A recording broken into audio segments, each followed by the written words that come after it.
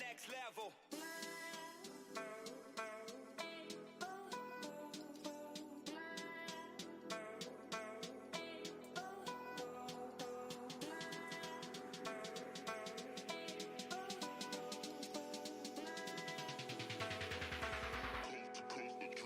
Next level.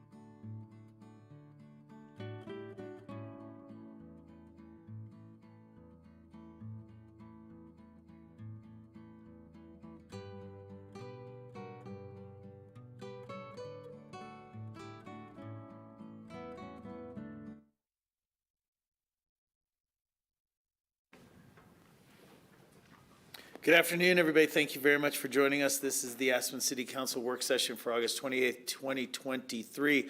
On our agenda this evening, one item, which is the Lumberyard Affordable Housing Design Element Review.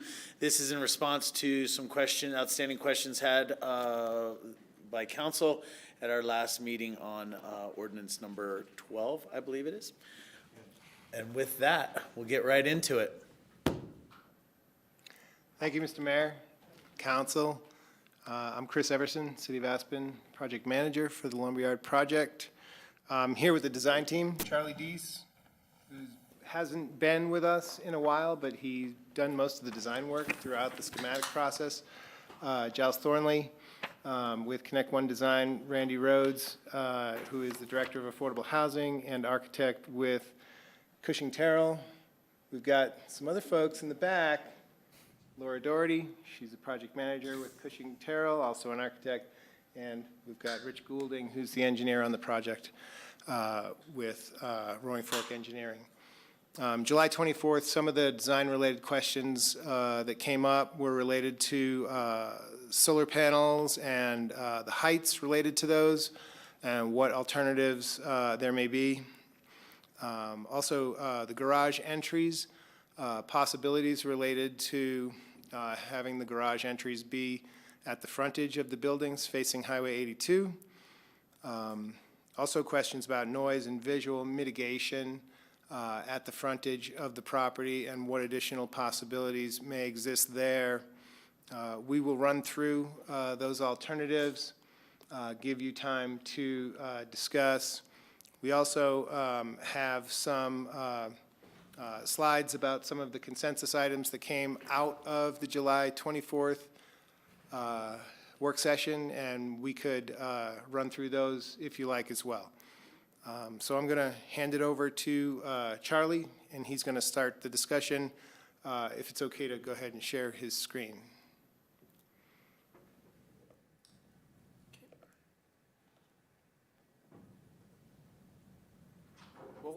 Nice to see some old faces, and nice to meet you, Sam and Bill.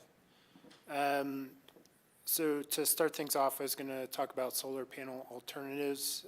My understanding is kind of the driving force behind this question is that reduction of height or perception of height, specifically along Highway 82.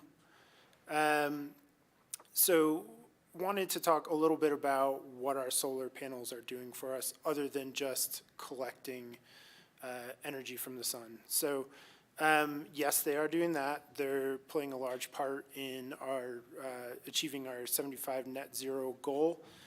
Their current configuration is largely driven by that idea of maximizing our solar collection area. Whereas if it was just roof, you'll see some of the alternatives there in a second.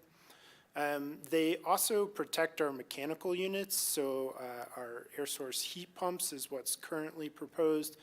Those do benefit from having cover up on the roof, so if solar panels were not to shield those, we'd be looking at potentially some other options for mechanical that might add back in height.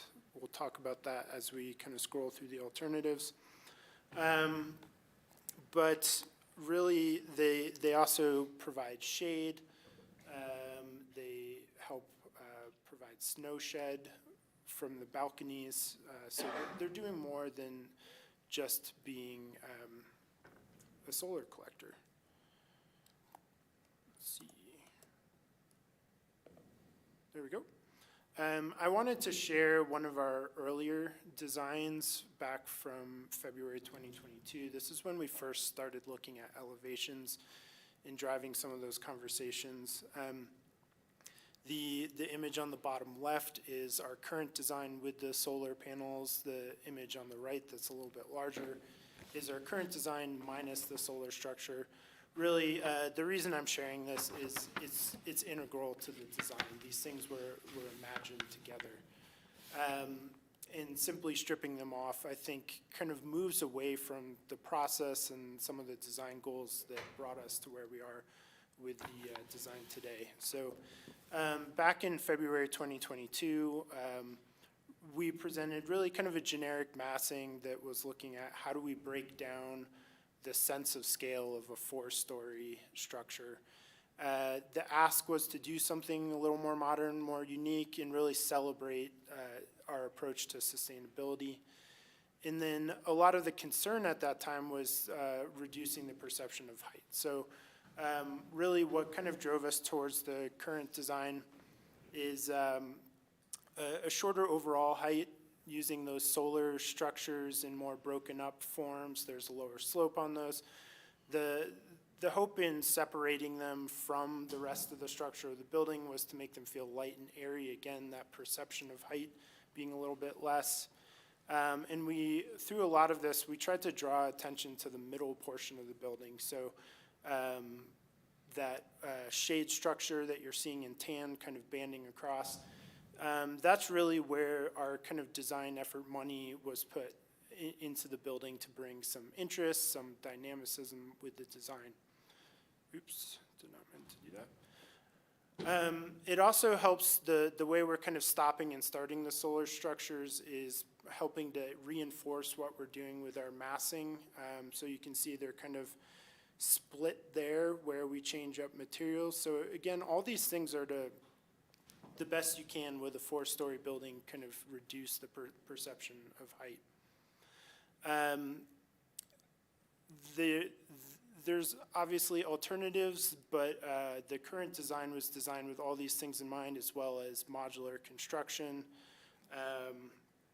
providing shade for those upper floor units, providing some familiar form with a sloped roof, but doing it in kind of a modern way. And really just introducing this so when we look at the alternatives for solar, we're not looking at them in a vacuum without considering the design. So if we were talking numbers, and I'm sorry if this is in the packet, but if we were talking numbers, the current design is the same or less height than the February 2022 design? Less height. Including the solar panels? Correct. Yep. So we're at our highest point, we're at 49 plus 15, so 64. And then with the February 2022, we're about 6-7 feet higher at the highest points. And one of the things with the current design was that we really focused on those roof panels, those solar panels, as being this translucent element that the perceived height of the building would be less through that kind of approach. So that was another reaction to the feedback and the comments that we've got dating back to the February 22 design. Yeah, you can see there's, I don't know if you can see my cursor, but circling one of those higher portions, there's a lot of blank wall space up there. A lot of that was trying to create kind of an optimal solar condition. So part of this is just natural progression. We would still optimally like to tilt those up a little bit more, but we found that by increasing the area, overall area, we can still meet the same goals in terms of energy offset. And then, so here's just a quick recap. I'm not going to read down this, but again, our target has been 75% offset of on-site energy consumption. That has been kind of our minimum threshold. We've always believed that's possible.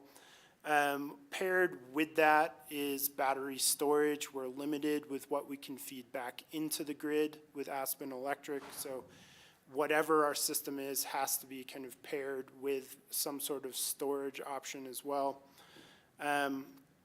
So again, the benefits of doing solar in general is really aligned with Aspen's climate action plan and reducing greenhouse gases. So again, we were trying to be as aggressive as we felt was reasonably possible with the design of this site in these buildings. Along with that, you do get some resilience for the residents there and absolutely some reduction in their cost of living, specifically with having solar on site because it can be directly tied into how their service is metered. So all that said, current system is I think we'll put it in some comparative terms with the other options, but 75% offset, around 6 million all in with not only the solar, but superstructure, connection agreements, et cetera. So here are the alternatives we wanted to share, the ones that I think are a possibility with the site. One is simply setting the solar panels back on Highway 82 to reduce that kind of visual presence. The other is a ballasted system, so this is probably what we typically think of with rooftop solar, where it's sitting on the roof behind a parapet, and we'll look at that in a little bit more detail. And then there's off-site alternatives, so physically building an off-site power plant, solar power plant for the project. And then we listed here a power purchase agreement, so that's similar to other projects now. You're buying wind or solar from somewhere else in the state, or other states even. So here's option one. So this is if we're pulling solar, just pulling it back from the Highway 82 face. So it's that same image we had up a second ago in terms of taking those solar panels off. This is reducing us to a 47% offset. I'm not going to talk too much about the savings. I think when we get to the summary slide, when we're talking about kilowatts per dollar, our original design is still kind of the most efficient there. Here's the ballasted system. Sorry, on option one, on your last bullet there, make up the difference to the extent possible on carports. How much of that difference do you think might be? Yeah. So adding additional capacity with carports is an option for any of these. So we've kind of put it below the line, but we'll absolutely hit on that as well. And just in this graphic that's up there, the pink that's along the front of the building, those three areas, that would be the areas where it's removed. That would be the removed panel areas. Because it would take that much to have a visual impact. That's correct, yeah. To pull it back from the edge of the parapet, back far enough so that its view's diminished or eliminated. So this still is providing us some roof coverage for mechanical systems, but we would likely need to look at some alternatives for mechanical systems as well, and that might create a bit of a snowballing effect. Right now, this is about as efficient and effective as we can hope for with mechanical systems. With energy offset, the goal is always to reduce your consumption first.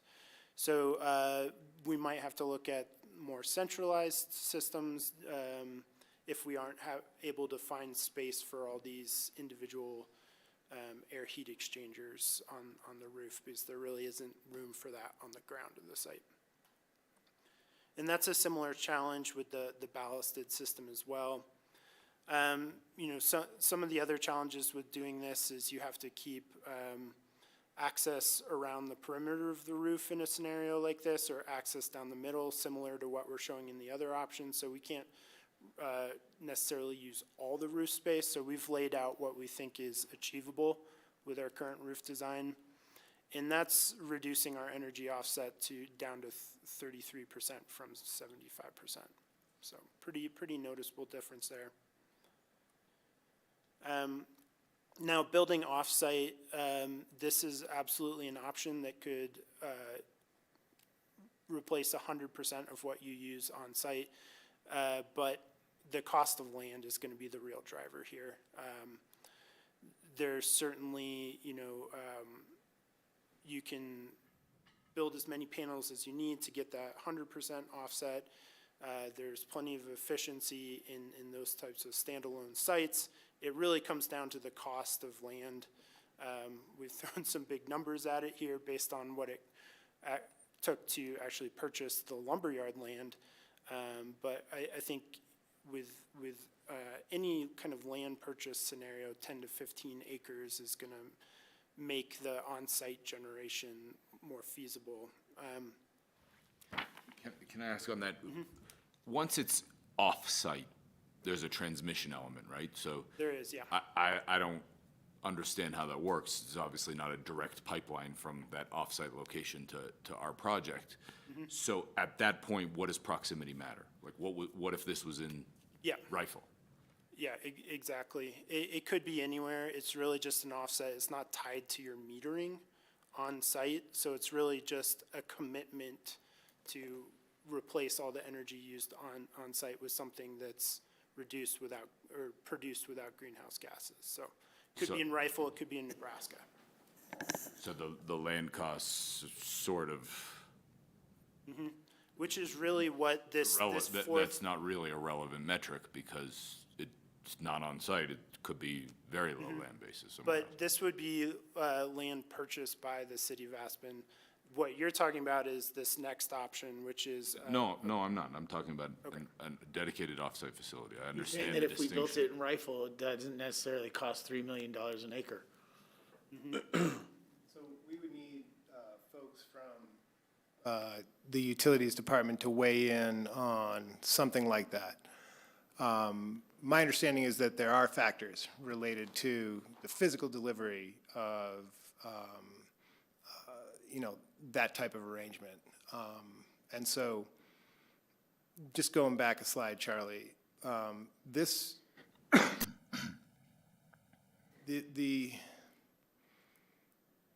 so not this one, the other outside, sorry.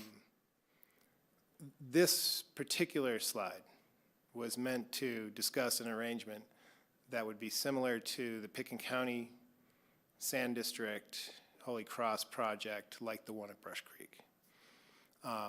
There is a relationship to the proximity of the facilities and where it ties in to the grid. If it has a larger distance, it's handled somehow differently, and Tyler would need to speak to that. But that specific portion of the conversation directly relates to, on the prior slide, why we're not recommending buying this through a PPA.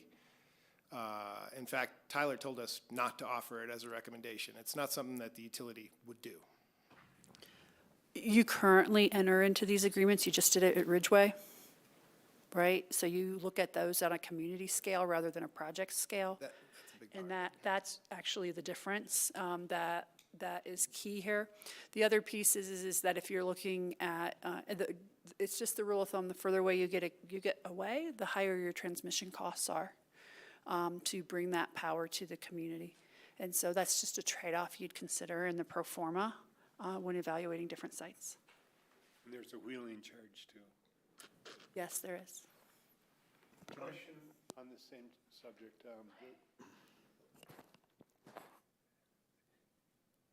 The gravel pit that we purchased for water storage, is that an option that's been considered?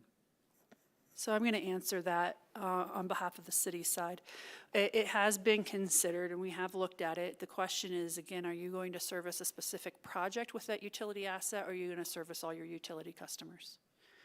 The preference of the utility, that is, if that's built out in any capacity, that it should be of the benefit of all utility customers, not individual utility customers, for the cost of the infrastructure investment that would be required from your utility fund. The alternative is to have your 150 fund fully build it, right? What we're letting you know, those, if you go back at what those cost estimates are, you need to think about, is that a fair trade-off in the 150 fund for this one development project over your other priorities of the 150 fund? So aesthetics aside, is it worth doing a simple analysis? You know, we know that the on-site solar as originally designed is a $6 million expense, if I'm not mistaken, right? That was in the slides. Is it worth saying, okay, if we increased our community purchase solar, factoring in all these wheeling and, distance losses and all those things, over the next 30 years, what does that cost us? Is that an Yeah. easy enough analysis and worthwhile? It's something that we definitely can do, but here's where the real issue hits, and that is for the individual resident. Because the 75% on-site generation was to reduce the utility bill for that occupant of the unit. and bring it in line to a better affordability matrix. So that $6 million investment now results in a utility bill, I think we estimated like 140 is what I'm trying to remember. Do you remember, Chris? But we were saying it was 350 to 400 per unit potentially without the offsets on site. So when we did the math backwards on what does it actually affect in terms of affordability at the end, being an all-electric project, that was the trade-off at the end of the day, making sure it was the most affordable approach that we could generate for residents. What were those numbers reflective of, 140 and 350 and stuff? What are you talking about? Gosh, do you remember, Chris? We looked at this a long time ago. Per month? Per unit. Yeah, per month. It was the difference between the all-electric, the model of consumption based upon unit size, is a base assumption that we have to design for. And then we looked at if at that percentage, what percentage of that is offset by the project, which would be an immediate reduction in the utility bills of occupants of the building, compared to whether they had to go through the utility system. Now, all of you, got a heads up that we're trying to encourage the council to consider an all-electric residential rate starting in 2024 in your utility rate profiles. However, I don't know that would necessarily accomplish the initial goal of the 75% offset in terms of that same cost savings for the residents. So we can go back and look at it if you want us to, but I'm not sure that it's a financial question as much as it is an aesthetic question for you right now. But there's the rationale of why the 75 target was initially presented by the council. Well, there's more reason than just that to offset the usage at the point of use, because the energy never comes off the grid if we're generating it on site and we're storing it in the battery system. It's never being pulled off the grid, so you never have to put it on the grid. So your environmental health department, the climate action folks there, recommend as much as we can on site for that reason in the first place. It's not it's the added benefit that comes that it never goes on the tenant's bill either, because it never gets it never goes through the meters, right? So it's being generated at the point of use. So it's an economic argument, but there's also another argument, other higher level arguments related to the sustainability of the project, related to, Aspen's leadership in this space. One thing that we've talked about, in the past, when we looked at establishing the sustainability goals for this project, one of the case studies that we looked at was the Alta Verde project in Breckenridge, which is only about a third of the size of the Lumberyard, but it's, 100% net zero through the renewables that are on the roof. That project, and we spoke to the developer Gorman during that time and all that, that project not only got approved, but has since been built since the time that we looked at it as a case study at 100% offset. So, we're benchmarking off of other projects in Colorado that are meeting a standard that, we thought we were trying to aim for. 75% was sort of settling, versus the 100% offset. But the recommendation coming from both utilities, as well as environmental health, as well as the project team, is to offset at the point of use. Yeah, I appreciate everything you said, Chris. I'm sort of curious. Obviously, $6 million across the total project cost is not a huge percentage, but I'm curious over the long term, assuming these things need to be replaced or repaired or upgraded in 10, 15, 20 years, I don't know what the expected lifetime is, how much of a premium would we be paying to have it on site versus doing it at utility scale somewhere where land is cheaper? I don't know. I'm really curious. I don't know the answer at all. Is it a $2 million cost over 30 years to buy it from a renewable provider, right? Who's generating it elsewhere in Colorado or Nebraska, versus a $6 million on-site cost plus some repair and maintenance costs in that time? I don't know. So that I guess that's where I'm curious. But We were told from the folks who run the utility that it's not an option for this project. I'm sorry. I'm not suggesting specifically buying it for this project, but if we increase the amount of renewable energy that we're buying through the utility agreements to offset the equivalent amount of energy that this project will consume, it sort of accomplishes the same thing. But the utility is Except not at already the point of purchasing use. 100% renewables, right? So you're only increasing your purchasing to match the new demand created by the development. And I guess I wouldn't bank on economy of scales when it comes to the fluidity we have in the renewable market. It's just, it hasn't performed that way when we look over the past few years in particular. We can definitely have a further conversation with you if you're interested about some of that. I think the reality is, though, is how do you want to address affordability on the site? And how do you want to address your environmental impact caused by the construction of the project, right? Those are the two key things. The financial component of it, whether it's the 150 fund or it's the utility fund that pays for it, is somewhat secondary because both can pay for it. They both have ways they generate revenue. It might mean your rates change more quickly, right, to build that infrastructure if you're doing it locally or to pay for that purchase agreement. But I guess I'm not following why that is necessary to finish up site design. Yeah, it's not. I'm just Okay. curious. It's, again, for me, it's not an aesthetic thing as much as it is a financial thing. So. I'd just like to interject briefly that from the very beginning, one of the values that the council held was to offset as much greenhouse gas as possible. So from the very beginning, the materials chosen, the orientations of the building, all of those are values that we held dear. And the solar on the roof it's not just financial, it's also value-based.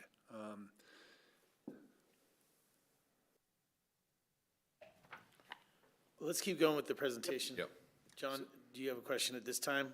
You know, I did, but between Sarah and the team, I think they did a better job of answering it than I could have asked. And my question was, I was aware that there was a benefit to having the solar panels on site to benefit the people that live in our affordable housing project.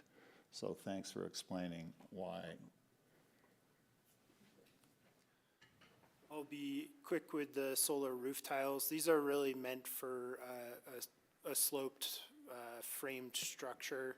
So to use something like a Tesla roof tile rather than a larger solar panel, you're going to have to build up a similar structure to it. So you lose some of those kind of light, airy qualities, and they're just not as efficient. They're meant for that small scale, make it look exactly like the asphalt shingle you were already going to put on your roof. So it's just not the appropriate application for a project like this. So on bullet point number 2 right there, has not been used for a project of this scale. Do you have examples that you can share with us of projects of this scale and what has been implemented there? Yeah, it's what we're proposing in terms of, you know, your 4x8 arrays. But I mean, is there a place where it's been successful? Yeah, so I'd be interested to know in what their return, how it's performed, what can we learn from them if so. specific data on. Yeah, yeah. I mean, we're about to embark on a $6 million solar array and of affordable housing. Yeah, I would love to know as much as I can to make sure that we're, going down the right path. But I just see that just jumped out at me as number 2 there is just like, well, what is there for an example that we're using that we've learned from? Thanks. Yeah. And you're just curious on the financial performance on that? Financials, but how that relates to, maintenance, upkeep, replacement, et cetera. We don't have a whole bunch of solar panel experience here. We really don't. And so as we embark on this, I think as much as we can know is great. Sure. There's Breckenridge, there's Basalt Vista, but I think we can't project really what the costs are going to be because they're all so new. There's going to be a certain amount of uncertainty in a lot of things that we do here. Pickens County just put in a solar array down the road. So we, I think it's bigger than the amount that we're probably talking about here. yeah, so we can talk about efficiency of the panels. We can, run the numbers and saying this is the benefit based on, current alternatives with energy rates. We can provide all that. Maintenance, 25 to 30 years. You don't have to clean them, but that can help. So we can kind of outline, it sounds like just helping outline all what it means to own solar arrays. That'd be great. If I can offer I've had a solar array on a cabin on the back of Aspen for over 30 years. They have no moving parts. I still have the panels producing my electricity that I bought 30 years ago. The only thing that you would really, the only reason you'd really want to change the solar panels is for improved efficiency, which will be coming down the road, but they're a very good investment. They last a long time. But we can provide you some specifics of what we had in mind at this point in time of design. Yeah, anything to learn would be great. Well, Tara, are you looking for a site visit to go see this in person in Denver or something? No. No. Glad we got that cleared up. And can you remind us how many megawatts do we think this facility will generate on the site? I think we're at 1.4, yeah, 1.4. So as comparison, the one in Woody Creek is a 5 megawatt solar farm.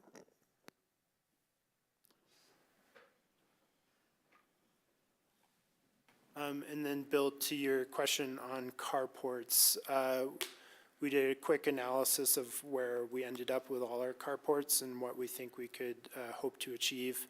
And I think with any of these options, we think we could add another 8 to 10%. I think why we've kind of steered away from that to date is just you're creating a lot of kind of standalone systems because the carports are separated out.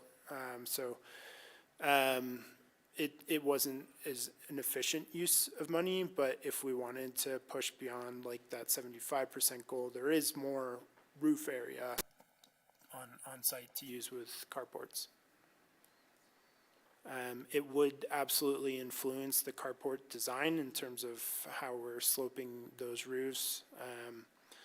Like what you're seeing on site here, this is our condition at Building 3, adjacent to the multi-use trail that's just off property. This is an example of kind of hiding the solar structure, but with that is the trade-off that you might have some shading from the wall. It was just kind of a first brush of how we might accomplish some screening as well as solar production. And we'll share more on kind of the berming sound walls a little bit later. So this is just a recap of the various options we've put forward. Really from kilowatts, megawatts per dollar, our current proposal is still looking to be a little more efficient than the on-site options. And then again, the carport solar panels is something we could really address with any one of the on-site options. So I just have last few questions on this topic. Are we considering it all solar panel at the Woody Creek gravel pit? Has that been something that's in conversation in our utility department and such? There's some opportunities to evaluate it, and there's been very, very preliminary analysis of it, and nothing that we felt was ripe for full discussion. It's really just even for us to do analysis of what is the solar gain on the property versus the lifeline and what would be the appropriate model to deliver that solar product. So it's been some discussion, but I would not say we've moved it quickly because of the potential cost to utility customers. And I only bring it up because I guess that's kind of what I heard from what Bill was saying a little bit, is this $6 million best used here? And so if we were talking about, in 10 years from now, we're going to be having a serious conversation about some solar at other locations around, would it behoove us to move this $6 million to look at future projects and support those? So that's why I asked that, because that would be in the vein of what we're trying to accomplish here, right? Efficiency and consolidation of these kind of efforts. So if that was, that doesn't need to be a specific to you. I'm just saying that that's the kind of consideration that I hear that council members are asking, is like, is this the best use of the money here? If it is, that's great. If it would be beneficial in other projects, then it sounds like there would be support for that discussion. Thank you. We have that, just so we're clear, it's not a $6 million savings to remove this. There's a lot of other costs and that will become incurred by the project. Can't tell you that it's $6 million worth, but the redesign of the entire HVA system, thinking about some alternative heating systems and so on. So it's not really a $6 million savings to remove this element. And it also add the opportunity cost. If you really want to generate all your electricity locally, eventually you're going to run out of room to do so. So if you take the gravel pit, that's a finite area. You're still going to need to look for additional future areas sometime. So there's a lost opportunity if you don't plan for solar on this building now. Whether you installed or not, maybe that's a different conversation. But again, if you're trying to produce 100% of Aspen's energy here locally, this is a very good opportunity to do so. My next question was about phasing. How does this play into actual construction and phasing in this project? So, yeah, so currently each building is on its own meter and has its own battery backup system, so they can be phased the same way the building would be phased. And then the last one is more of a comment. When we talk about expectations being around $140 to $350 electric bills, that is cause for pause for me. Seems expensive. Yeah, it depends on unit size, and remember, there's other utility costs they're not, that the resident is not incurring by being an all-electric unit.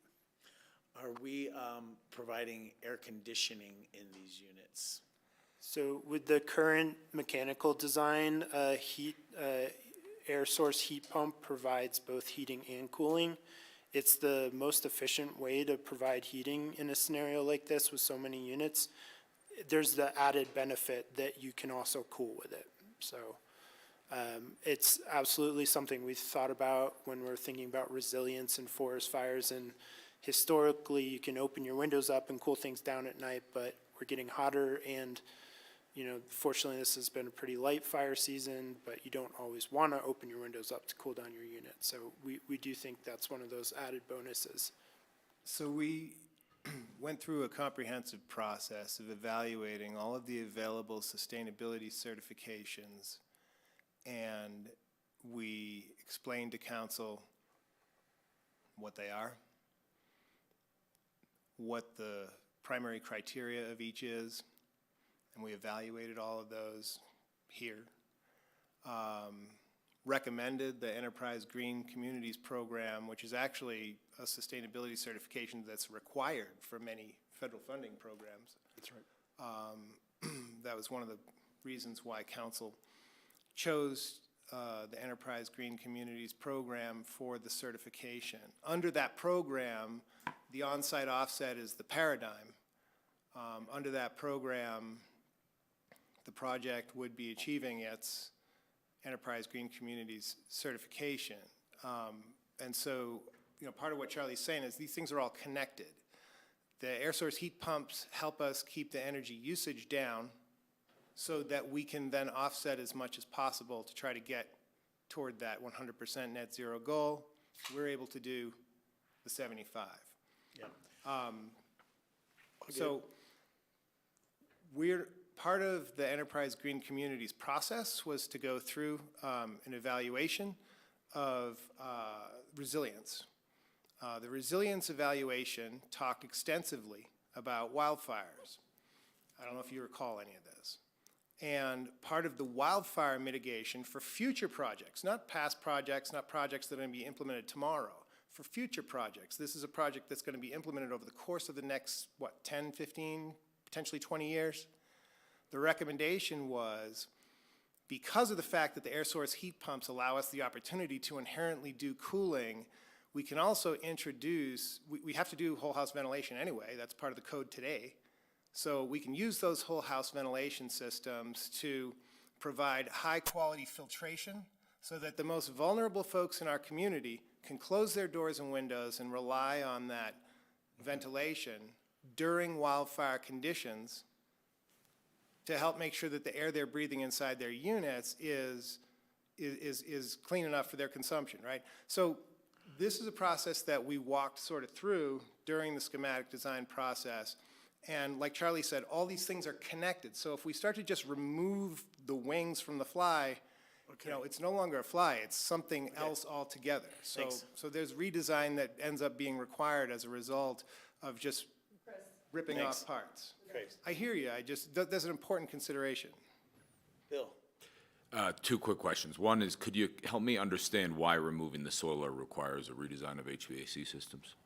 Yeah, so the air source heat pumps in a non-snowy environment would be fine, but because of the amount of snow here, you do one of a couple things. Either you'd have to put it on an even higher pedestal, or you'd have to clear it off constantly.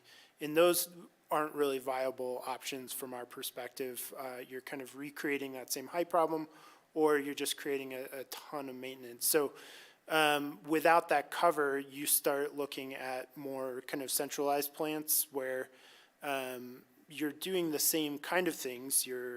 It's still a heat pump or a rooftop unit or whatever, but it likely needs its own penthouse or its own screening.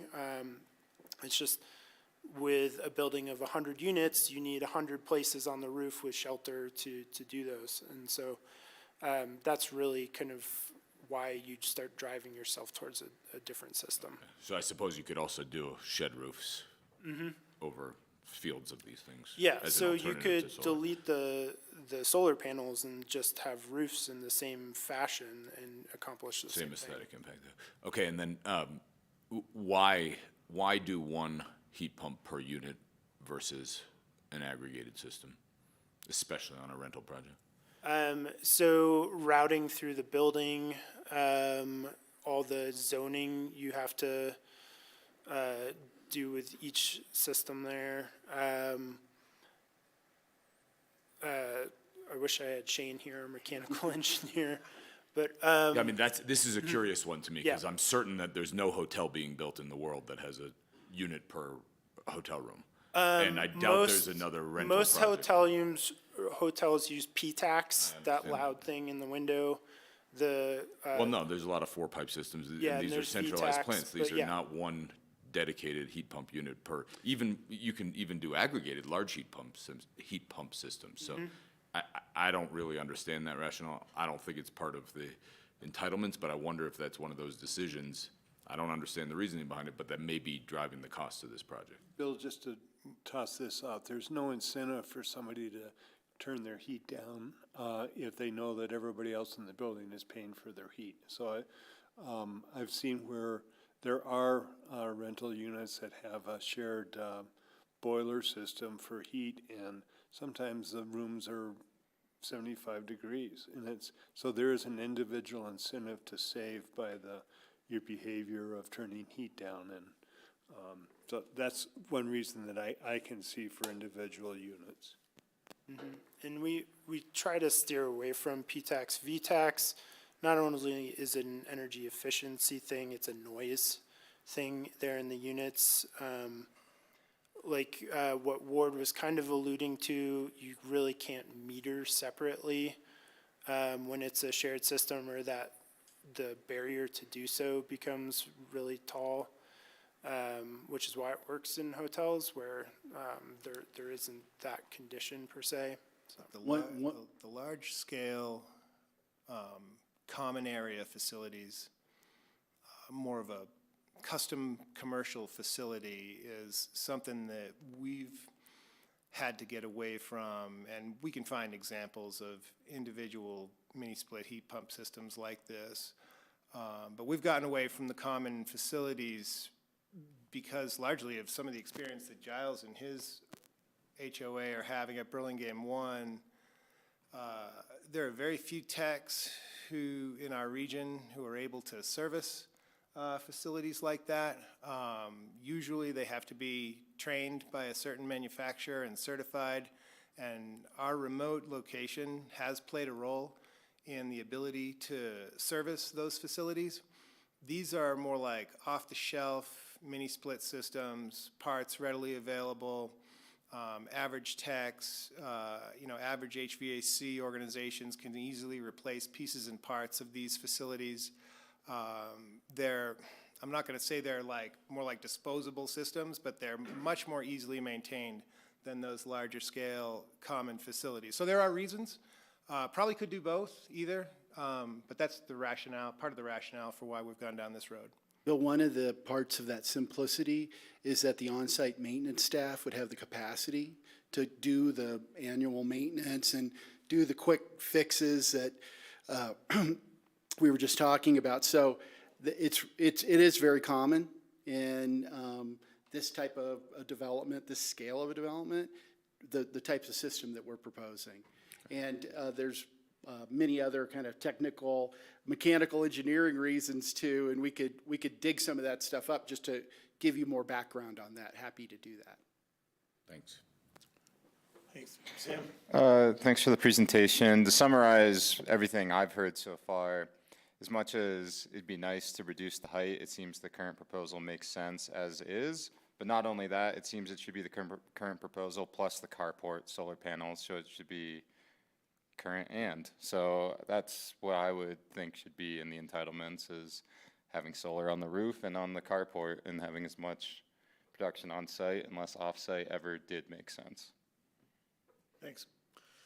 Let's go to the next topic.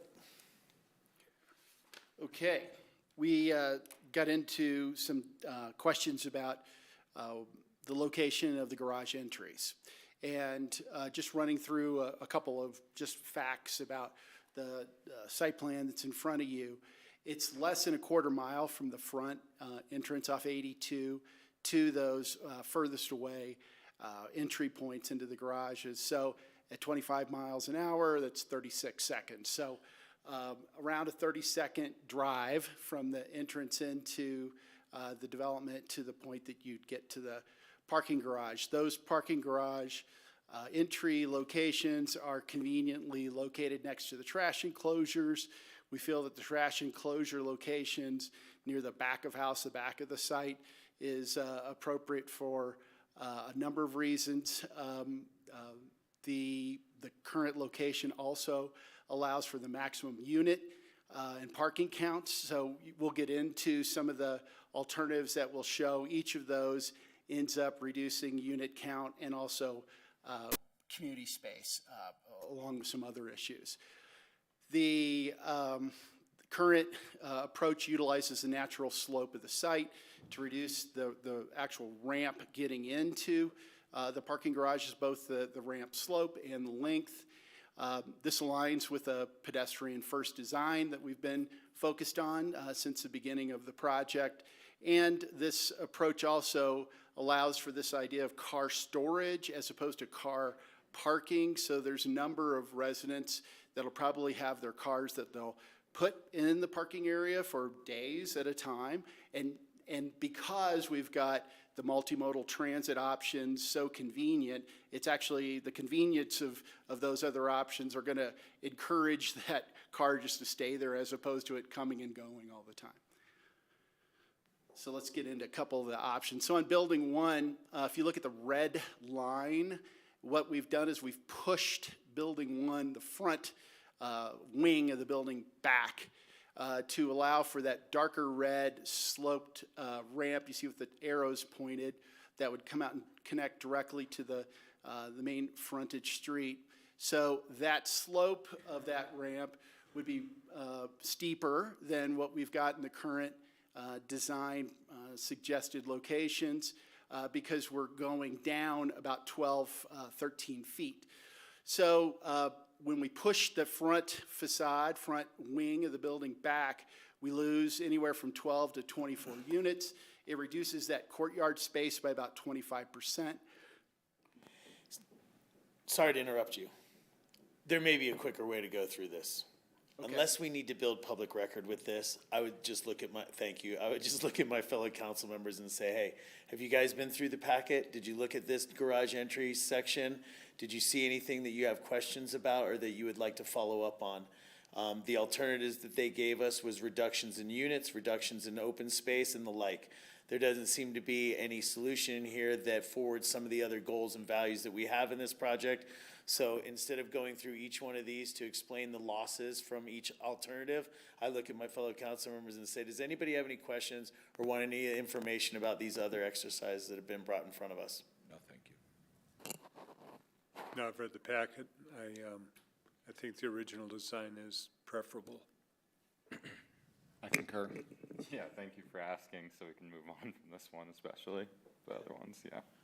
Thank you, Mayor. So there's a majority for you. I'll tell you, this is an area of disappointment for me. It goes back to our original design thought and what we did originally. So, well, I think that there could be 1,000 permutations about how you do this. What we have right now is showing that the considerations that have been made before are better than the alternatives that have been brought back to us. So I don't see us needing to spend a whole bunch of time on this. Understood. We could advance through these. Nicely played. Yeah, thanks, Tori. This is another question that came up on July 24th, was why can't the frontage road just come straight into the side of the driveway entrance? It's not an option with CDOT. It won't provide the queuing necessary for the intersection. This hasn't been an option since day one during conceptual design, because all along we knew that we were going to have to satisfy CDOT requirements. So, Chris, does that mean that instead of dog-legging up like that, what you were talking about would just go south essentially? On the lower right, yeah. Ah, I see. Second I'm side sorry. I example. missed that. Okay, understood. Even if we wanted to, we wouldn't be able to do it.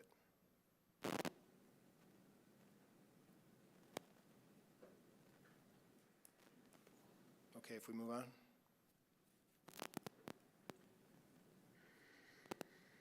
CDOT will not approve. Yeah, Take this. Yeah, so there's, why don't you come up here? You can grab this microphone. Grab that one. I'm Richard Goulding, Roaring Fork Engineering. So yeah, so there needs to be a separation between the frontage road and the highway of about 150 feet. And to do a kind of a straighter alignment like like is shown on one of those slides there, you've only about 30 feet if you line up with Mountain Rescue. And we met with CDOT when we were talking about the intersection, and they had quite a bit of heartburn about the Mountain Rescue entrance, but they've let us keep it. But, you know, the regulations are 150 feet, so we're not even close. Thanks. Any other questions here? Thank you. All right, so the next follow-up item was noise and visual mitigation. So I'll just kind of catch you up on some of the initial noise studies. So on the left is from the airport, showing contours from where the planes are taking off. On the right was a study showing noise off of Highway 82. I think the critical one for you all to know as a council is that HUD requires a minimum of 65 at the exterior of the building. So a lot of what we need to gear our efforts around are doing that, and we're basically right at it with the fronts of our buildings. I'm going to walk you through some. You said minimum, Charlie. You mean maximum? Maximum, yes, sorry. Thank you. So I'm just going to walk you through a couple quick existing conditions before we show some potential options for improvements. So that sound study, this red line is that 65 decibel level, showing where it hits our building. So that fortunately is right outside the face of our building here at Building 1. There is some benefit to trees. We're not going to tell you there's 100% benefit to that. You need pretty dense plantings to be able to rely on those kind of things. We rather wanted to show you that from this 65 that is the existing conditions through just some of the tree barriers we're already suggesting, we could expect somewhere in that 3 to 5 decibel level reduction each time we're putting a grouping of trees, particularly if they're conifers, evergreens. This is the condition at Building 2. So these red lines, again, are actual sound studies. So you can see here at Building 2, we're quite a bit further off the road, and we're behind Mountain Rescue there.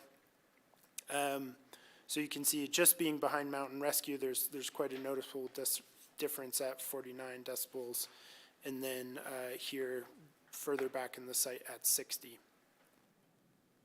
And this is Building 3 at that closest edge. Again, we're kind of right at that 65 decibel level threshold.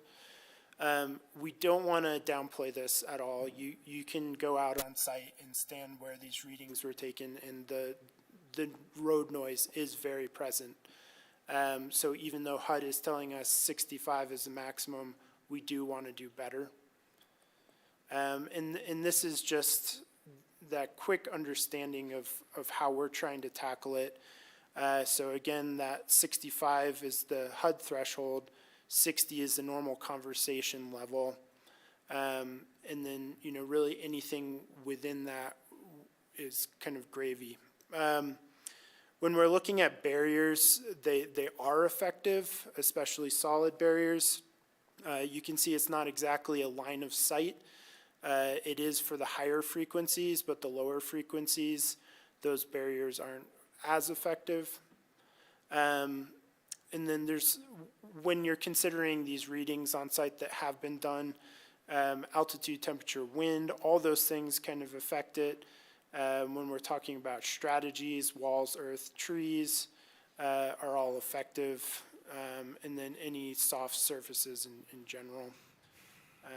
And I'll let Giles kind of walk through some of the thoughts we had on how we can possibly improve what we've already drawn.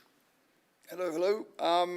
So if we zoom into if you can see the bottom right-hand corner, you can see that red trail alignment. So it was definitely an idea that we considered early on to shift this trail over.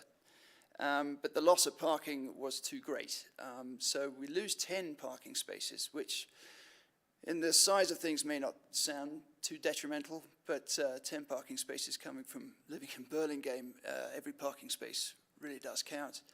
And I'm hoping through this PD process we can have some flexibility with this design option, because by moving that trail over, we can berm. We can, and the next few slides will show how we can build some height, mass, and scale up against the trail, and to probably provide some less decibels against the unit. But you need to know the parameters that we're working with. The orange dotted line is close to the CDOT line, so we've got only a narrow sliver. CDOT won't let us put anything in that area in terms of trees and shrubs. Just ground covers and probably, reseeded with grasses. So we are on a pretty tight corridor in that area to make that happen. But the original idea to keep the 10 parking spaces was to put in as many evergreen species along the CDOT right-of-ways as possible and create these clusters that would provide, sort of a 5 decibel reduction right off the bat. And to just build off what Charlie was saying, given our fire restrictions, we can only put deciduous trees close to the buildings. So that mitigation will only be part of the year to bring that decibel down. But yeah, if we go to the next slide, you can see in the bottom right-hand corner where we have replaced the parallel parking with putting the 12-foot wide multi-use trail. 12 feet wide is what the Parks Department wants. We can start using things like boulder retaining walls up to a height of 4 feet, 3-to-1 grades and another boulder retaining wall, and plant it, and really plant it heavily. And again, the trade-off is losing those 10 parking spaces, but also the importance of snow removal. So every square foot, as you know, counts in these tight sites to put snow, excess snow, and we had a good chunk of snow going into that area. So I think the next slide, please. And then this is the next design, which is a little lower. We've got a 6-foot high berm, which you can see in the bottom right-hand corner. If you draw that line across, you're just about touching, 2/3 of the way up that first unit. And then with trees on top, you're probably going to get to like the third level or so, just because the trees are growing in a constrained environment. So yeah, again, there's the trade-offs. It says lose 8 to 10 parking spots twice. Does that mean 16 to 20 or? No, typo. Typo. No, Okay, it was only meant to be shown one. okay. Good catch, Torrin. And then we can really go extreme. We can start putting in a sound retaining wall. And this would be very similar to the sound wall that you see at the Buttermilk Buttermilk bus stop going down valley that protects the Maroon Creek Club affordable housing. So it would be a very similar design. There's already a precedent out there. We can get really high. We can go, we can go 20 feet in height and then plant around it if we wanted to. Again, the trade-off decisions are yours, and it's how you value those 8 to 10 parking spaces and the snow storage in relation to what we're giving up here. But yeah, we've done the studies that you asked us to do. Question for you. Yeah. Bill. Oh, sorry, I thought you had one too. On this one specifically, and then I have another more global question, but on this one specifically, on the road side, or the trail side of the project, would you have to plant and would you have to do the boulder wall, or could you build right up against the sound wall? You certainly, you could certainly move that sound wall, move that trail up against the sound wall and get your parking spaces back in if you wanted to, yeah. Just becomes a behemoth of a wall, just very out of scale and out of character. What's the height of the Maroon Creek? Or what's that, Truscott? Not Truscott. That's a good question. Burlingame? The very highest, I'd say, I think I measured 15 feet. 15. Yeah. Would 15 be effective in this? Yeah, as you can see from the studies that Charlie was showing, any kind of height and mass would start to help with the decibels. Those high frequency noises, especially like the height of the wall, makes a big difference there.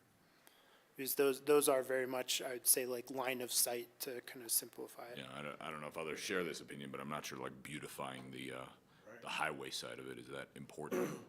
And if that would help get the parking spaces back, maybe that's a worthwhile trade-off. I was on the Open Space and Trails board for a while, so the whole notion of open entrance to Aspen and where that starts and having a bloody great concrete wall as your part of your approach to Aspen was not frequently went over well. You need to make some effort to lessen the scale of those sort of walls. Fair enough. And we're not really showing these to suggest that any one of these is something that should be selected tonight or anything. It's just trying to show a range of things that we could look into and investigate more, and during design development, present options and get into the details and look at variations on these themes. I'm glad whoever brought this up. I think it's very valuable. So then my more global question is on the trail realignment stuff. Can the trail itself go in the CDOT right away? Yes. And have we looked at that? It's not a precedent that we have today, like the trail is on the other side by Building 3. So it's actually not a license agreement? Yeah. With CDOT? It's a licensing agreement that, they don't give you easements. So since we've got one now by building 3, that'll be an easy one, but CDOT is basically saying no to anything in their right of way right now, in terms of, I don't So it's sort of know gra- in terms of trees, but potentially yes in terms of trail.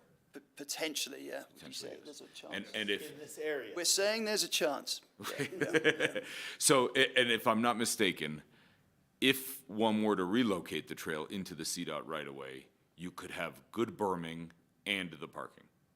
Correct. And all these studies we would have done anyway at the DD level. We're just accelerating that, so thanks for. It's revocable. And again, this is in that one section by building 1. That's that correct. We're talking specifically about this.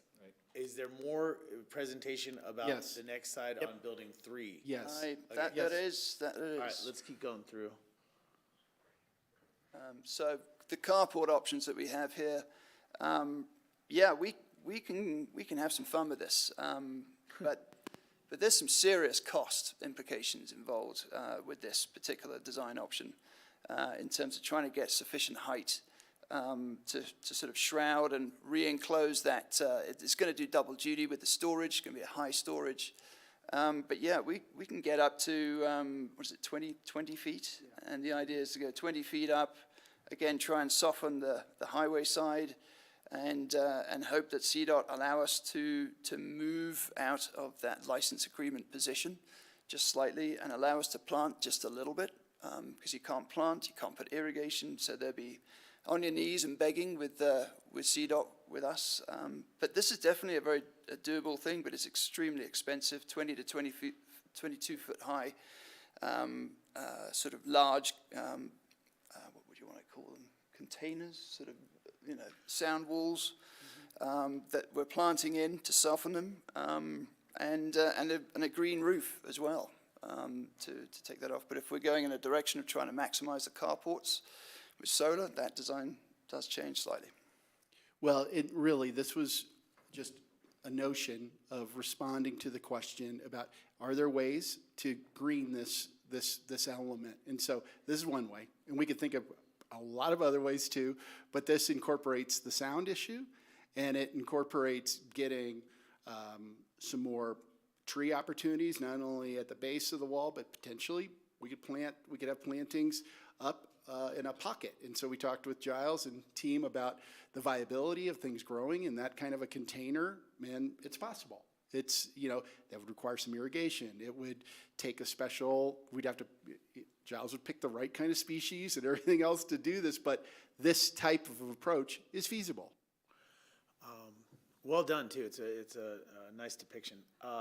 What direction on this item do we need from tonight to be ready for our next hearing?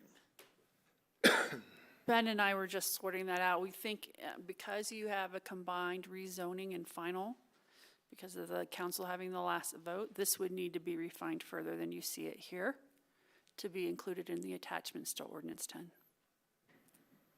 So we do want this for Ordinance 10. If the council chooses to go this direction, it would require refinement to the attachments to the ordinance, yeah. And when you say cannot. this, Sarah, do you mean specifically the building 3 carport options or any changes to the? Ben, why don't you come up rather than me trying to relay the conversation? Sorry. to jump in there. No, you're right. And the reason that I'm asking is because I just need to know what level of detail we need to get to tonight to prepare for our next meeting, or do we not?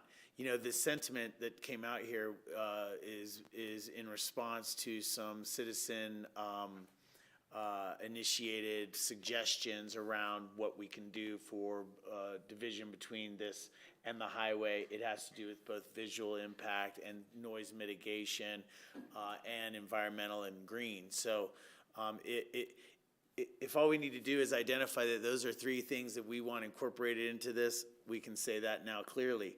If we have to, weigh in on what our preferences is here, I need to know so that we need to know what we need to get to. I think there's a couple of things on the last couple of slides. I think there's an intersection of this, yes, with landscaping plans. I don't know that, the absolute details of vegetation plans need to be, or landscaping plans need to be landed on. I do think that both of these topics have some site planning implications, which is something that we do need to land on.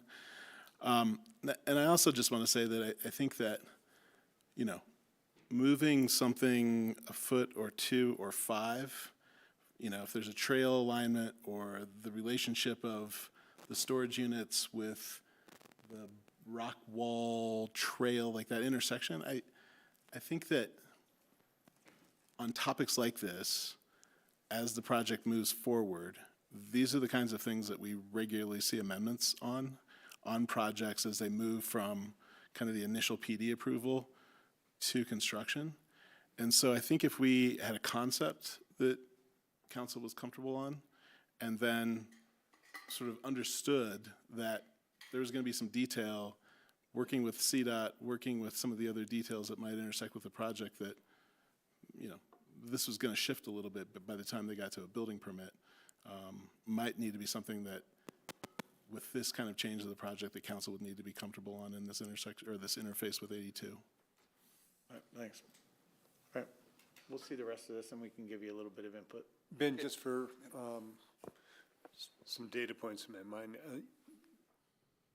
if the entitlements are in place to change some of these trails, you're saying there'd be a minor, probably PD amendment? Yeah, I would think something, you know, unless there was, you know, unless those, the extended or the extended storage units were going up to 35 feet tall or something like that, I think that, you know, minor changes to either location or to massing and scale of those kinds of things are, you know, either an insubstantial, could be done administratively depending on the nature of the change, or, you know, a one step with a board review. Thank you.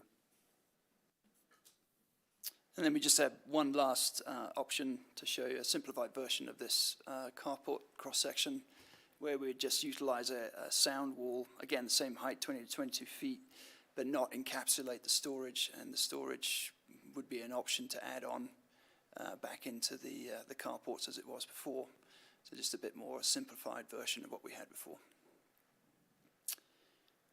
Any questions on, clarifications on the sound and berming? Yeah, I do real quick. I was, you know, looking at the site design, I thought building 1 looked fine. It definitely looked more dense over there. Building 3 was my main concern, especially visually.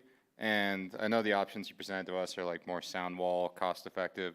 I just really wanted to see more dense forestry over there. Is that an option? It's not. It's CDOT is just saying no to any trees and shrubs and any vegetation like that. They don't want any irrigation in that area. In their heads, that's a new highway lane in the future.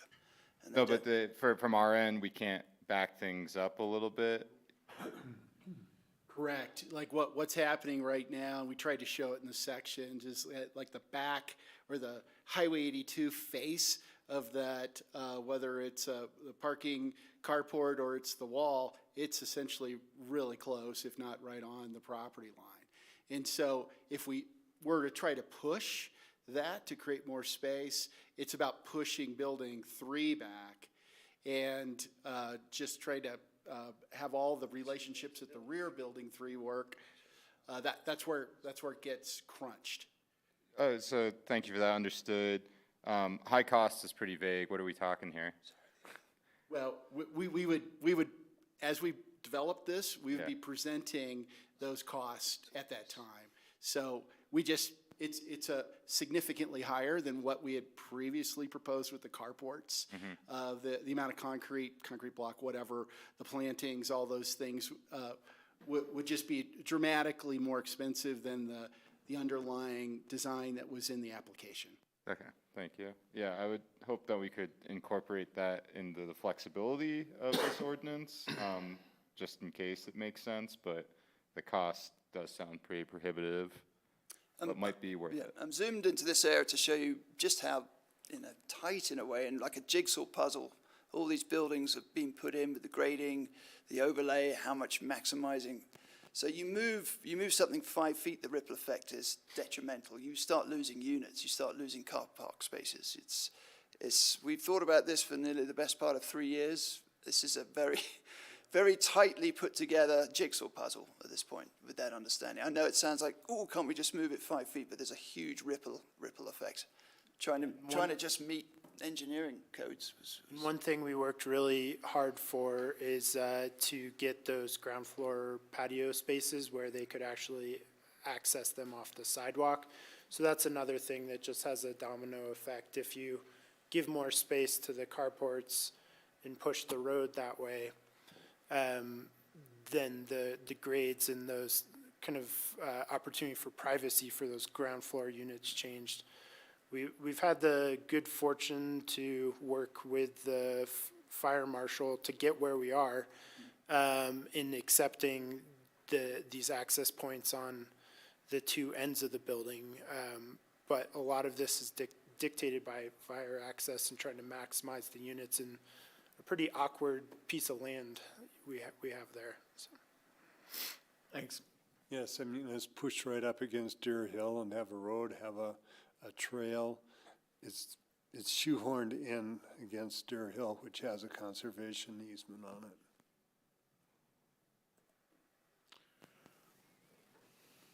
it. I'm happy to take sort of a stab at maybe summing up some of this input, and, you know, people can weigh in on whether they agree or not. Are you done with your berming and walling? Yes. Berming and walling. Slides? Yes, we are, sir. Okay. Yeah, if you have comments, Bill? Sure. So I think there's obviously two disparate conditions here. You got building 3 and then you got building 1 and 2, right? So they sort of need to be discussed separately. For me and maybe others, I think that the visual screening from 82 has some value to me, and I think the acoustic screening from the inside of the project will have a lot of value for future residents. And I think it works. I mean, I've been to some residential neighborhoods next to major highways that have sound walls, and it works. You know, we're not talking about 4-story buildings in those cases typically, but it really helps. So, you know, without giving exact instructions on what to do, I would say we should incorporate more berming, more buffering, whether that's comprised of sound walls or trees or extended storage planters units, exactly what those are. I don't know, but I would suggest restudying that trail in the right-of-way in front of building 1 and 2 and something in front of building 3. That's my best attempt to sum up how I'm feeling.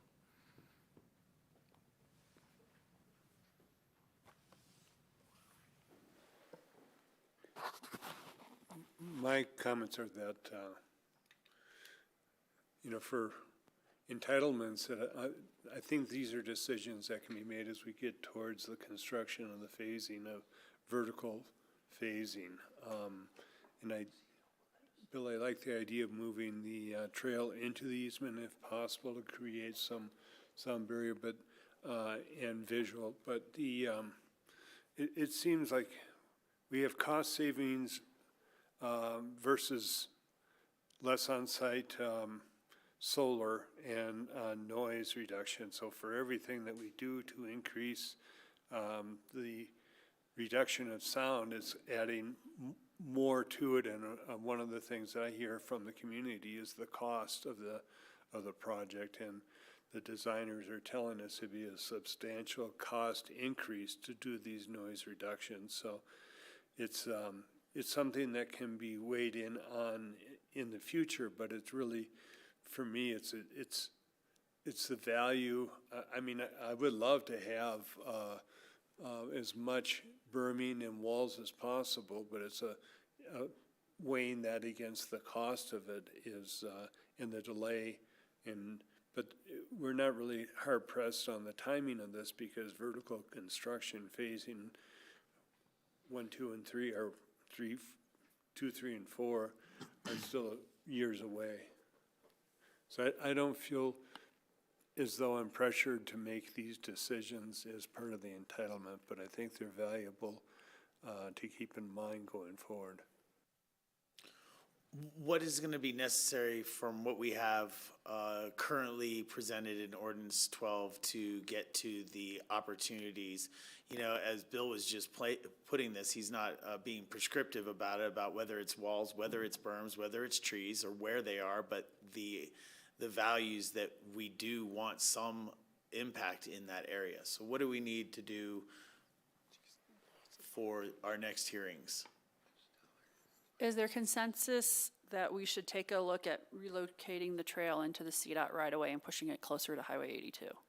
That would be a really helpful piece for us to understand. And it's not just close, it's right off Highway 82. It'll be almost. So is there any, there's just like a drainage ditch? Sorry, I can't say It that would well. almost be a curb connection. Ah, Yeah, gotcha. it's that So close. you're right along Highway 82 if you relocate that trail outside of the project. Like, I think that would be a very helpful Already decision. on building 3 or no? It's, no, building 1 we're talking about. I'm talking about relocating it, but is, because the trail is in the right of way in front of building 3, is that going to be the condition in front of building 3 anyways? Yes. Yes, so it'd be a continuation of the Yes. same condition. It's just that the dimension between Gets where longer. the trail is and the highway is, it's dramatically less. It's in even front of more building. narrow by building 1. Way more narrow, yeah. Right, so there is there's somewhat of a buffer now between the highway and the trail as it sits, or where it would sit with building 3, but at the building 1 location, it would be right next to it. And while I think there's some merit to it, more because of solar and how it can keep the trail easier, clear of snow, I would think, there's some issue there. But that's a threshold question, is really the treatment at building 1. Do we care to look at the trail on the other side of the berming? Would be something that in the ordinance would need to be specified. It will help us greatly to understand these key parts of the site plan, to evaluate how much space do we have for berming versus walls versus landscape. You know, the one other consideration I'd like you to think about, if you would please, is also how the plows operate on Highway 82. So if you move this trail closer to Highway 82, you're most likely to have that snow pile along your bike path that will require manual removal after each storm. It looks to me like the trail in front of Mountain Rescue is right up against 82, as it is today. It is, but it's going into an underpass at that point, and there'll be a snow fence. It will go into an underpass, but as it is today, it's right up against 82. Correct, today it's awful. It gets filled with You're snow, right. yeah. You're right. And That's it is correct. a problem. Yeah, it's a problem, yeah. It's a problem. But will be improved with the underpass. Okay, well, at this time, we're not talking about bringing that forward. It doesn't sound like this can, we can revisit it, but not in that sense. Again, I just want to reiterate, berming and sound reduction, visual impact, all those things are what we want consideration for. We're looking for the most aesthetic yet effective solutions. More than understood. Ben, can you please help us out in understanding if there's a vertical, the part that concerns me is the vertical element of the sound walls, whichever configuration they make, whether those need to be on a site plan at adoption. Could you remind me on the building 3 carports, were there storage units already there with kind of a solid? Yep. Kind of a So we're solid. going from about 17 feet up to the 2022. Okay. Yeah, so we're talking about a 5 to 7 foot increase in height of the vertical wall, because in the current plan, we're at about 15 feet. I think if, and, again, we don't like to do this, because I think as much detail as we can have resolved at the beginning, but there could be, on this topic, if we're still working on a design, we know that at those carports, there's going to be kind of massing there. I mean, we could give some specific language in a section of the ordinance that specifically called out flexibility on that there was going to be some, up to X feet of additional height possible in that space, and sort of carve that into some specific language without having a final design sort of landed on that. So I think those kinds of things I think we could do. What I would be concerned about is not having a trail alignment sort of locked down. I would not be comfortable with sort of on that sort of building sort of one area, not having that sort of issue resolved. And it's not that it couldn't get resolved later, it just would require us to go back and sort of open up the PD for some minor sort of design changes. And But it's loud and clear from Parks that if, you know, their preference is not to have it in the CDOT right away. yeah. Thank you. Question about that alignment. Other than right up Valley side of Mountain Rescue, can you think of other trail sections that are that close to Highway 82 that we could keep in mind for comparison? I can't think of any. Just walk across the Mountain Rescue section of the trail today. Yeah, I've ridden that many times. I can't think of anything that close, no. Clearly, we don't want to replicate it if it's a problem, so. Okay. So what I'm hearing is that go ahead, figure out how to accommodate the trail on the site at both buildings 1 and 3? Is that correct? Well, Council? building 3, it's, It's in the right of way. But doesn't it then move into the site? Am I misunderstanding that? Not at Building 3. not a building 3, only building 1, Okay. yeah. Building 1, correct. Thank you. Okay, so we're going to maintain that condition, is what I'm hearing is general consensus, that if anyone wants to debate it, they'll bring it up on the 12th. Right. But we're going to show you a site plan that maintains the current alignment that's in ordinance 12. Well, I 10. think one of the things they studied, I'm wondering if you want the flexibility. One of the things you presented earlier on berming option 1 and 2, if I'm not mistaken, included a trail realignment into the site, further into the site. That's correct, yeah. Which would require some parking losses. That's correct. Do you want to have maybe a trail envelope? I don't know if Ben's okay with that, where you have the flexibility to shift it eastward, I think. Obviously, it would come with some loss of parking spaces, but potentially we could build in the flexibility for that if the berming solution is later approved in design. So wondering if you want that flexibility.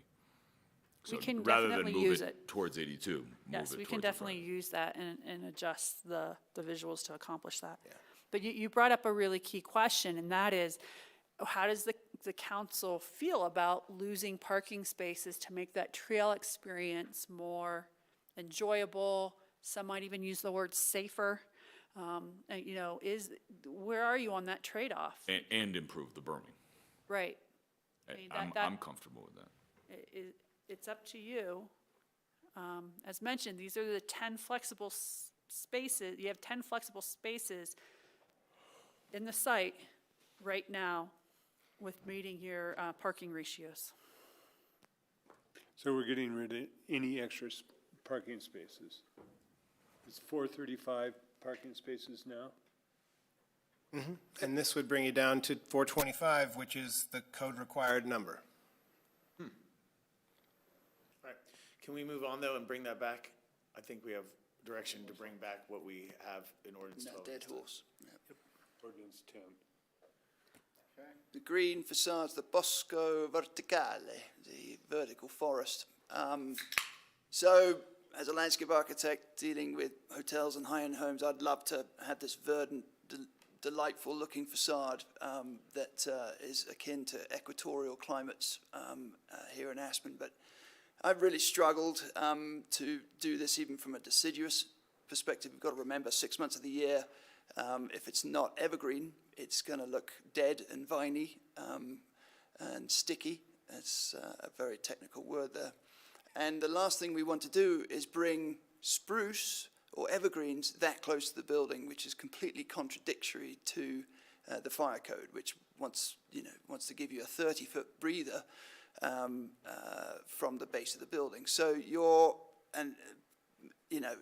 where I live in Burlingame, half of everything's dead or dying because its irrigation isn't working. And this is, yes, sir. You're all good. I'm good, not to, Do you have any further questions on this item? No, just thanks for looking into it.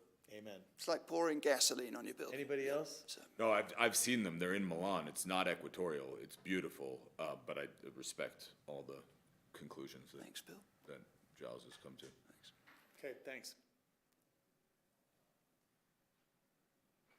So this brings us to some of the flexibility items from the July 24th session. And Sarah, I don't know how you want to step through these. I want to go back, actually, because I don't know that we've heard any changes to bring forward or an interest in bringing forward anything on the solar panels. I would add solar panels to the carports. That would be my change. Right? You're the only one we've heard from. I would be against moving any of the solar panels anywhere. I think the benefits of keeping them there are very important, and this is something that's been part of this project since I've been on council. If we can add them to the carports, I'm all for it, but keeping it at 75% of the power necessary on site, I want that for our community. It was something the community supported. Thanks. Yeah, I feel the same way. I would prefer having the flexibility of the carport, but locking in the, on the buildings. I think I concur with Ward in making it a flexible element. I don't think it's a negative, and I'd encourage you to find the money elsewhere in the budget to cover that additional 1.8 million. Is that what you had? 800,000 for the carports. 800,000. Is that preliminary estimate? So I'd say find the money elsewhere to pay for that. That's a higher value use, a higher ROI to me than other things probably. Great, that's really helpful. We will make that adjustment for flexibility on the roofs in the proposals that we make for you to propose amendments on. Okay, we're going to maintain the parking garage entries as proposed. We're going to maintain the current road alignment as proposed for noise mitigation. We're going to keep the trail as much as we can within the project.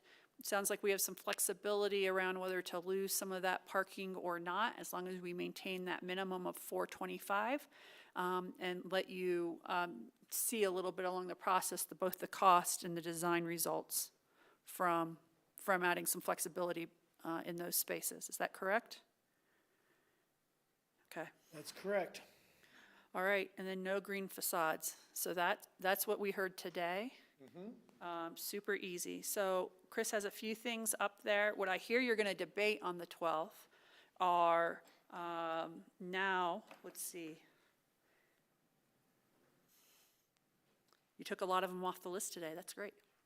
You're going to debate your growth management areas around the APSHA unit category mix and the project phasing, density and unit count, and unit type mix. So maybe setting floors of the member of each type of 1, 2, or 3 bedroom, rather than saying it must be 35 1-bedrooms in building 2. For example, you're going to debate that on the floor, how you want that to read. You're going to debate or propose an amendment perhaps around the for sale ownership units in building 3 on how that decision's made in the future for flexibility. And then you're going to debate on use and density also whether commercial use as a conditional use may be considered, and if so, where on the project site. And then I see where you want us to also bring you back some language about ensuring Car2Go is incorporated into the project. We'll take that into account when we're looking at reducing parking count numbers, about how that could be accommodated. And you want us to ensure that there's clarity that paid parking may be implemented on the site in the future. Those are all the things I heard you want to debate. Is there any interest in debating